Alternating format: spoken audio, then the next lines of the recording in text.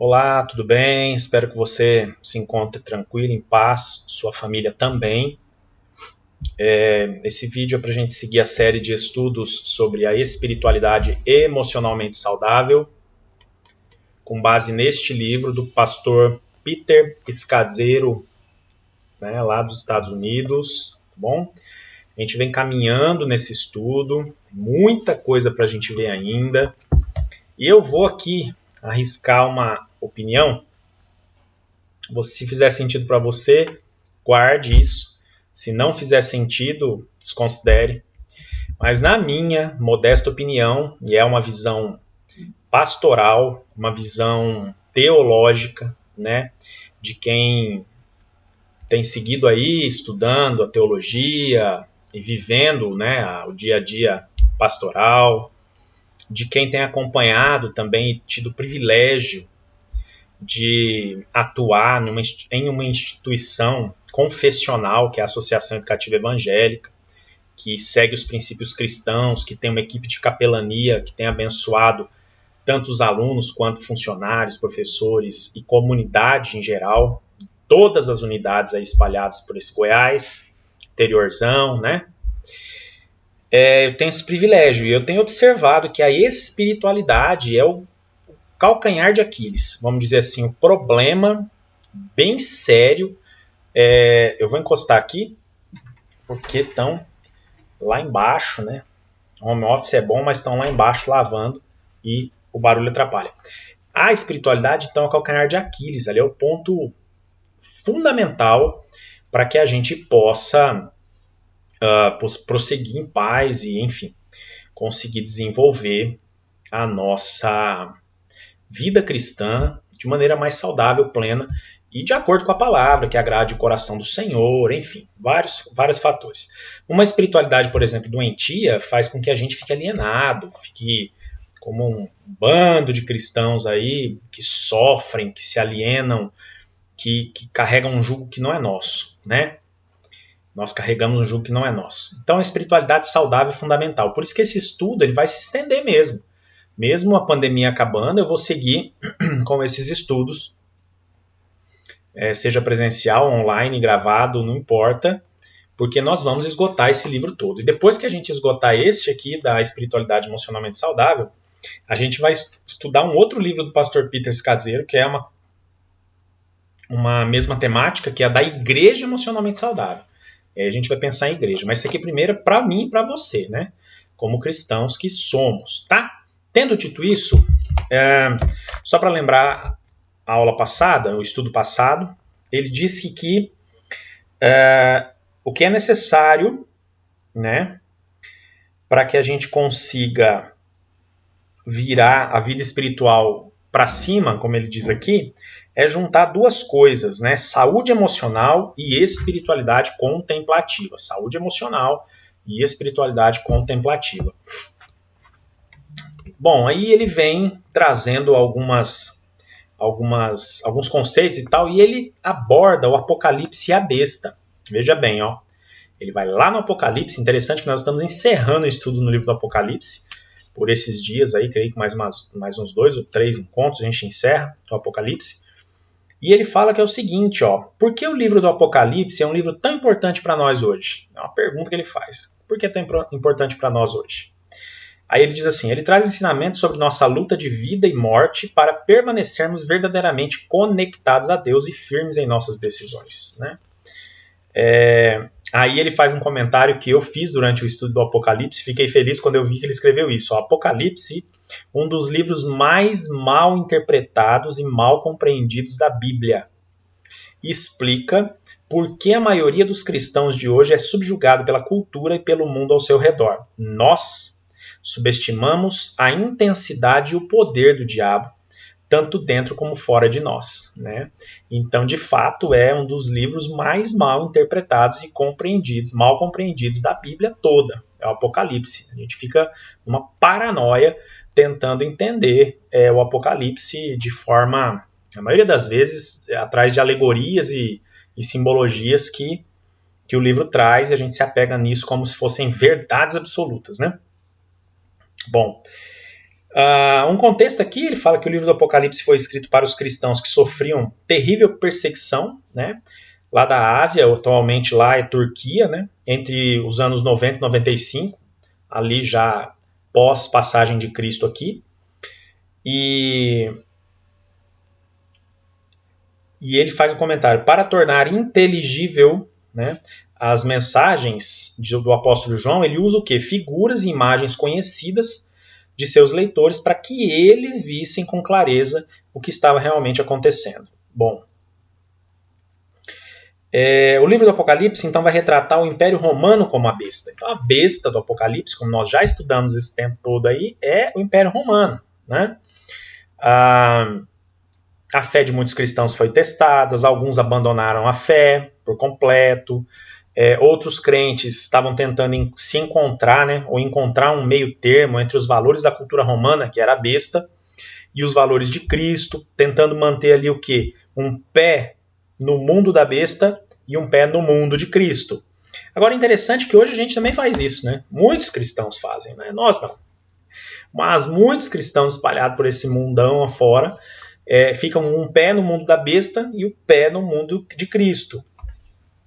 E aí, por meio do Apocalipse, Deus vai deixar muito claro que não é possível um acordo entre Cristo e besta, entre a besta e Cristo. Entre os valores da sociedade, na época, o Império Romano, e os valores da sociedade atualmente também, esses valores não são condizentes com os valores de Cristo e do Reino de Deus. Interessante que por trás da besta tem um dragão feroz também. E esse dragão representa o poder satânico vivo e ativo e de grande eficácia. Bom, em outras palavras, o que o Apocalipse traz é que Satanás acaba usando o Império Romano, né, para isolar as pessoas por todos os meios possíveis que ele encontrou, isolar de um relacionamento vivo com Jesus. Essa era a ideia. E hoje, né, por que isso é atual, a besta hoje? Olha só.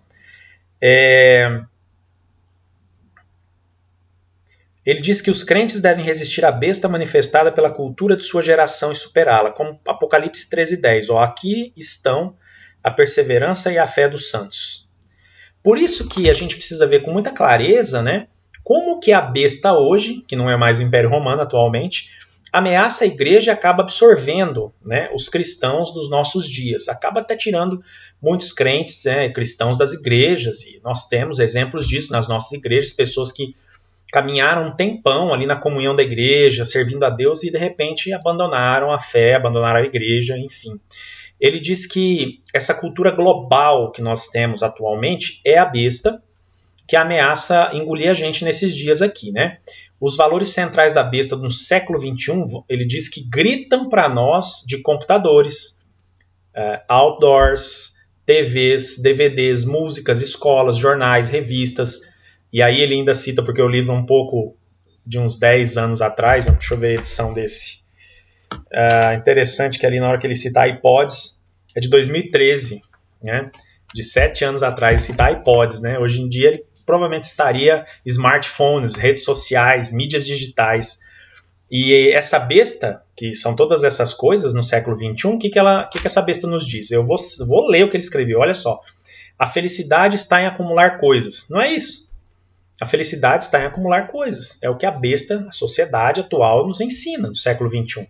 Segunda coisa, você deve obter tudo o que puder por você mesmo, o mais rápido que puder. Então, vá à luta, né? Terceira, a segurança está em dinheiro, poder, status e boa saúde. Não está em Deus ou em Jesus. A sociedade, que é a besta atual, diz que a segurança está no dinheiro, no poder, no status e na boa saúde. Diz ainda que, acima de tudo, você deve buscar todo o prazer e conveniência e o conforto que puder. Prazer, conveniência e conforto que puder, né? Prazer pelo prazer, isso é hedonismo, a gente chama que é uma cultura hedonista. Prazer pelo prazer, busca a qualquer custo. A besta, que é essa sociedade, diz que Deus é irrelevante para a vida diária. Deus é irrelevante, não tem relevância nenhuma. A besta, que é a sociedade, diz que o cristianismo é apenas uma das muitas espiritualidades alternativas, ou seja, existem diversas possibilidades para essa besta, que é a sociedade. Todos os caminhos levam a Deus, diz a sociedade besta. O cristianismo, Não existem verdades morais absolutas. o que vale é a verdade para você. Ou seja, tudo é relativo, não tem nada absoluto. Não existe uma verdade absoluta. É verdade para você? Ok. Não é verdade para mim, não é verdade para o outro, é verdade para o outro, e assim vai. Você não é responsável por ninguém, a não ser por você mesmo. Olha que besteira, né? Somos responsáveis uns pelos outros. Tudo o que existe é a vida na Terra. Morreu, acabou. É o que a sociedade, a besta atual, a besta lá da Bíblia é o Império Romano, como nós já vimos. A besta atual é a sociedade do século XXI. E interessante que ele cita o peixinho dourado. Lembra do peixinho dourado? Ele diz assim, o peixinho dourado, que nada no meio do Oceano Pacífico, não percebe que está na água. Nós também vivemos desatentos à besta. Nós estamos inseridos no século XXI, nesse contexto de conceitos distorcidos contra a palavra de Deus, né? Olha só, como cristãos do século I, lá, quando o Apocalipse foi escrito, vivemos numa cultura moldada pela besta. Lá era a besta Império Romano, aqui é a besta sociedade. Olha só, comemos, bebemos, assistimos à TV e aos filmes, frequentamos escolas, lojas, trabalho, criamos família, ouvimos música e até participamos de igrejas dentro de uma sociedade modelada pela besta. Isso alimenta o fogo da besta dentro de nós. Olha o perigo. E do que ele se refere? Ele se refere aos nossos temores, à desconfiança, à violenta obstinação, à teimosia e à rebeldia bem no nosso íntimo. Interessante que ele cita o apóstolo Paulo em Romanos 7, do 21 ao 24. Não vou ler, mas se você quiser, 7, de 21 a 24. Romanos 7, 21 a 24. Ele diz o seguinte, o apóstolo Paulo teve a coragem de olhar para a sua própria miséria interior, né?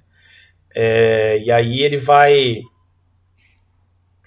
no final, desgraçado homem que sou, quem me livrará do corpo dessa morte? Né? Miserável homem que sou. Depende da tradução, leia aí Romanos 7, 21 a 24. Tá? Paulo viu os seus próprios monstros indomáveis dentro dele. E a massa caótica de energias, as forças aparentemente incontroláveis de sua natureza pecaminosa. A pergunta é, o que é que eu e você vemos dentro de nós mesmos? Né? A maioria de nós, ou muitos de nós, tem medo até de olhar. Nossa oração mais natural é dizer, meu Pai que está no céu, santificado seja o meu nome. Venha o meu reino, seja feita a minha vontade na terra. A vontade de Deus requer muita renúncia, né? E confiança. E isso é algo que a gente não está muito disposto a oferecer. Então, nós somos muito egocêntricos. É tudo dentro do nosso ser, da nossa vontade. E isso é porque a gente está inserido nessa sociedade do século XXI, essa pós-modernidade, ou modernidade com novos conceitos e valores, né?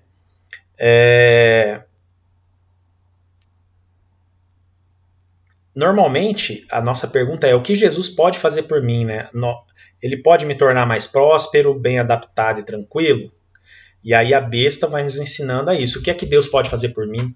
Eu vou a uma reunião de oração e eu quero saber o que é que Deus pode fazer em relação às minhas necessidades e aos meus pedidos.